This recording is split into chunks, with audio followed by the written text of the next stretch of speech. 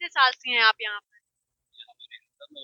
अच्छा, सनातन धर्म की रक्षा के लिए भगवान परशुराम ने क्या कार्य किया है? जब हम सभी फेल हो जाते हैं, धर्म की रक्षा करने का दायित्व हमारे ही ऊपर है। लेकिन जब हम फेल हो जाते हैं, जब धर्म बढ़ता है, यदा यदा ही धर्मस्य ग्लानिर्भवति अभ्युत्थानम धर्मस्य तदात्मानं सृजाम्यहम्। भगवान ने कहा है गीता के जो अध्याय के 7वें श्लोक कि जब धर्म बढ़ जाता है और अधर्म बढ़ जाता है और धर्म की जब हानि होती है तो तब मेरा अवतार होता है, मैं किसी न किसी रूप में आता हूँ। लेकिन उसके पहले हमें देखना होता है जो यहाँ पे है। और सनातन धर्म की रक्षा क्यों जरूरी है, प्रश्न आपके होना चाहिए। इसलिए कि हम कुछ बहुत से गलतफहमी में जी रहे हैं, जिसके कारण से ये सब समस्याएं आ रही है। जो महाराज जी चर्चा कर रहे हैं, अनाचार बढ़ रहा, दुराचार हो रहा, बलात्कार हो रहा, व्यभिचार हो रहा। पहले हम लोग विद्यालय में भाई बहन पढ़ते थे, आजकल मित्र पढ़ते हैं। भाषा आपके विचारधारा को तहस नहस कर देगी। आपको हम बहन के दृष्टि से देखें और एक महिला के दृष्टि से देखें, दोनों में विचारधारा बदल जाएगी। और वही हुआ, रही सही कसर नपुंसकता का जो पाठ पढ़ाया गया। महाराज बड़ी अच्छी बात करे, धर्म एवं अथोहंति धर्मो रक्षति रक्षित, है ना। तो अब ये तो बता दिया अहिंसा परमो धर्म। तो किसी भी चीज को जब अधूरा आप लेंगे तो अर्थ का अनर्थ हो जाएगा। अहिंसा परमो धर्म, अहिंसा किसी हालत में भी परम धर्म है तो क्या है, हमारे ऊपर आप गोली चलाएंगे, हम अहिंसा का पाठ पढ़ेंगे। इसीलिए उसी लाइन को पूरा पढ़िए ना। गांधी ने इस देश को बेवकूफ बनाया, अहिंसा परमो धर्म, अहिंसा परमो धर्म। उसके आगे लिखा है धर्म हिंसा तथा तो धर्म के लिए हिंसा जो है हिंसा नहीं कही जाती। इसीलिए रावण का वध हुआ, कुंभकर्ण का वध हुआ। कहीं आपने सुना कि भगवान श्री कृष्ण ने कुंभकर्ण उसकी क्या कहते हैं दुर्योधन की या दुशासन की हत्या करा दी? आपने रामलीला तो देखा होगा ना बचपन में। तो आपको कहा जाता था ना भैया चलो देखाओ आज रावण वध होगा। तो भैया आपने सुना कि आज रावण हत्या होगी, चलो आज बाली की हत्या हो गई? नहीं। वध और हत्या दोनों में प्राण चले जाते हैं, दोनों का अर्थ एक ही है। इनका वध होगा तो भी ये मर जाएंगे, इनकी हत्या होगी तो मरेंगे। लेकिन हत्या पाप है, वध धर्म है। ये हमें पढ़ाया नहीं गया। वो धर्म की रक्षा के लिए होता जी। धर्म का मतलब, धर्म की जो परिभाषा है, इसे तो कई परिभाषाएं हैं। धर्म न दूसरा सत्य समाना, सत्य से बढ़ के कोई धर्म नहीं। लेकिन उसकी जो सटीक जो परिभाषा है वो है धार्य धर्म, है। जो अच्छा, कुछ भी। कहा जाता है परशुराम जो थे वो ब्राह्मण जाति से थे और वो ब्राह्मण जाति के लिए कार्य करते थे, तो क्या ये सच है? ऐसा नहीं है, तभी तो आपने पूरा विस्तार से सुन लिया, पूरा विस्तार से सुन लिया। कोई भी जो ये हमारा जो क्वेश्चन है ये जनता के बीच का है। ऐसा है, उस समय तो ब्राह्मण क्षत्रिय वैश्य शूद्र ये चार वर्ण थे। लेकिन जातिवाद तो था नहीं, जात के हिसाब से होता नहीं। जात के हिसाब से होता तो हम राम की पूजा क्यों करते, फिर हमें तो रावण की पूजा करनी चाहिए। ये तो सब बेवकूफ बनाने के लिए सब कर दिया गया। हमारी जो पहचान है वो समग्र पहचान हिंदू की है। ये हम अपने कर्म के आधार पे जातियों का निर्माण किए। जैसे अभी आज खाना थोड़ा आसान है, हमने तो चार ही वर्णों में बांटा था। आप भीम और चपरासी को एक लाइन पे क्यों नहीं खड़ा करते, करो। और आप बताएं, आप इसलिए विस्तार मत जाइए, आप साधारण समझिए। अभी आजकल संसद में चर्चा चल रही, जाति जनगणना कराओ, ठीक। किस लिए हो रही है, तो उसके पीछे का जो तर्क है ये है कि इससे ये पता लगेगा कि इसकी संख्या कितनी है, उसके हिसाब से हिस्सेदारी दो। तो राहुल गांधी कह रहे वही करा हो, ये विषय चल रहा ना देश में। तो फिर अब उन लोगों को खोज करके लतियाने की जरूरत है, मारने की जरूरत है, जिन्होंने हमें हम तो हमारे दो का नारा दिया। हम तो हमारे दो का नारा दे के आपने जनसंख्या को कम कराया और एक तरफ की जनसंख्या को बढ़ाया। अब आप संसद में आवाज उठाए जिसकी संख्या भारी, जबकि होना चाहिए अगर जनसंख्या नियंत्रण करना है तो जिसकी जितनी संख्या भारी है वो अपने बल पर जिए और मरे, सरकारी सुविधा हम नहीं देंगे। सर्वे ये कराओ कि किनके दो बच्चे हैं जो हमारे कहने पे चले। आज के 40 साल के पहले, 35 साल के पहले आपने ही मुझे कहा कि केवल दो बच्चे पैदा करो अच्छे होते हैं। आज हम इसलिए 2M दर्जे के नागरिक बनने के कगार पहुंच गए कि हमने जनसंख्या को नियंत्रित कर लिया, हमने सरकार की बात मानी। इससे ज्यादा बेवकूफी का काम और क्या होगा। और जो ये भाईचारा चला रहे ना, इसने भी देश का बेड़ा गर्क किया है। यदि आप दूसरे पंथ से बिलोंग करते हो और हम एक उस पंथ से बिलोंग करते हैं जो शुरू से है, सनातन तो सनातन है ना, या किसी व्यक्ति के द्वारा तो स्थापित है नहीं, इस्लाम ईसाइयत की तरह। तो अगर भाई भाई रहना होता तो पंथ ही दो नहीं होते। अगर हमारे आपके बीच विवाद नहीं होगा तो बंटवारा ही नहीं होगा ना। हाँ, मतलब पाकिस्तान और हिंदुस्तान का बंटवारा ना हो। नहीं, घर में ही बंटवारा नहीं होगा। अगर आप हमारे ही भाई बहन हैं और हमसे अलग हो गए तो इसका मतलब होता है कि हमारे विचार आपके विचार से मैच नहीं कर रहे, तभी तो हम अलग हो रहे हैं।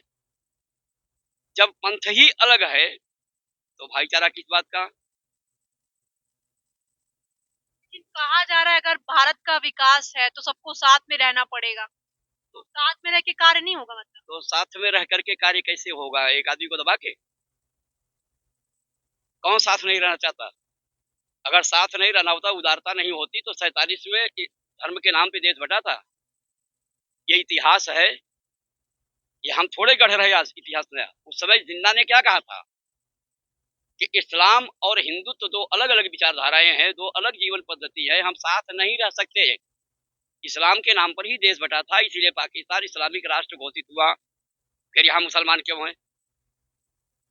अगर इस्लाम के नाम पर बंट गया तो ये देश के साथ गद्दारी नहीं थी क्या? आप वहां से हिंदू वापस लाते ना, परिणाम यहाँ भाईचारा का नारा लग रहा। वहां जो 7-8%, 10%, 12% हिंदू थे वो कहाँ चले गए? जमीन निकल गई, आसमान खा गया। वो इस्लामिक राष्ट्र होकर कत्लेआम हो गया। वहां से ट्रेनें भर करके लाशों से आ रही। कहने का मतलब वहाँ हिंदू असुरक्षित। असुरक्षित है नहीं, हिंदू वहां मार काट करके बराबर हो गए। असुरक्षित का मतलब यह है कि तब भी आप जिंदा है, थोड़ा सा डर करके जी रही है, आपका अस्तित्व ही समाप्त हो गया। पूछ तो रहा हूं, जो इतने परसेंट, जो 12%, 15% जितने भी वहां पे हिंदू थे वो कहाँ चले गए? और यहाँ आजादी समय कितने थे? और बढ़ते जा रहे हैं। बढ़ गए। तो हुआ क्या, सनातन को दबाने का प्रयास हुआ। तो अच्छा, ये जो बीजेपी की सरकार चल रही है क्या कामयाब रहेगी? जो भी जो यात्रा निकली हुई है हिंदू राष्ट्र के लिए, ये सफल रहेगा ये? अंग्रेजी में कहावत, something is better than nothing. और राजनीति में होंगे, लेकिन आज भारतीय जनता पार्टी के अलावा हिंदुओं के पक्ष में बोलने वाला कोई दूसरा दल बता दीजिए। और जैसे कि अयोध्या में भी देखिए हार गई बीजेपी, वहां से लोगों ने मजाक बनाया कि इतना कार्य करने के बाद भी अयोध्या में हार गई। क्यों नहीं हार जाएगी? इतिहास से जब सबक आप नहीं लेंगे, ये वही अयोध्या है जो सीता जी के वनवास के बाद आने के बाद भी लांछन लगा दी। चुनाव एक अलग विषय है। चुनाव की परिभाषा अरस्तू की पढ़िए, क्या लिखा? ये मूर्खों द्वारा चुना गया मूर्खों का शासन है। हम 10 पढ़े लिखे लोग बैठे हैं, 50 पंचर बनाने वाले हैं।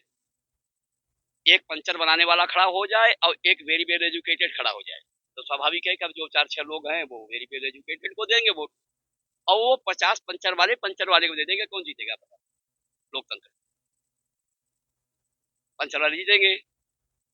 यह लोकतंत्र की ही महिमा है कि राबड़ी देवी मुख्यमंत्री हो गई, 1 रुपए का चिल्लर गिनना नहीं आता। पूरन देवी जैसी सांसद हो गई ना। ये लोकतंत्र है। और उनके खिलाफ हारे कौन, जरा उनका भी डाटा निकाल लीजिएगा। तो ये लोकतंत्र में तो कुछ भी संभव है।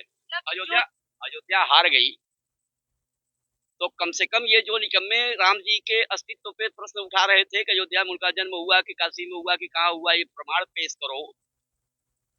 अब ये बखने लगे ना कि आप राम के जन्मभूमि से हार गए।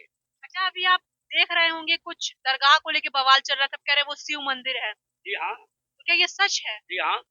आखिर सच नहीं है तो आप सर्वे हो जाने दो ना। इतना हिंसक तरीके से करना सब ठीक है? वो तो होता रहा है और होगा। कहने का हिंसक मतलब तरीके से जो चीज बनी है वो हिंसक तरीके से रोकेंगे ना। ये तो इधर की मूर्खता है कि आप उनको समझ रहे हैं क्या कि वो हाई कोर्ट और सुप्रीम कोर्ट का फैसला मानेंगे।